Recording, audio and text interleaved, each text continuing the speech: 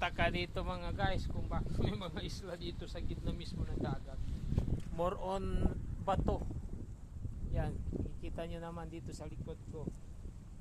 So very big rock, bato. Wala kang makikita dito na lupa kasi tingnan mo naman, bato talaga siya, bato, matigas. So nakikita nyo yung mga warehouses na yan in my front. Yan. So diyan dumadaong lahat ng mga sasakyan na galing Japan. Yan. So this is called Olongapo City. So yan. Speed ko doon.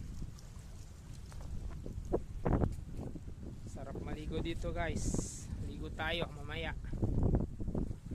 So nice.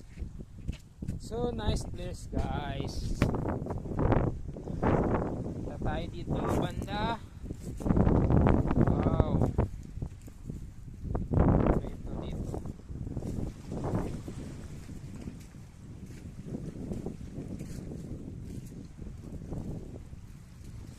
Oh, ba't may napunta dito na gulong ng Hilux? Paano nakarating dito? Ano ba to? Tinangay lang ng alon? O yan guys, makikita nyo naman. Sarap mamasyal dito guys. Sarap gawing kampo.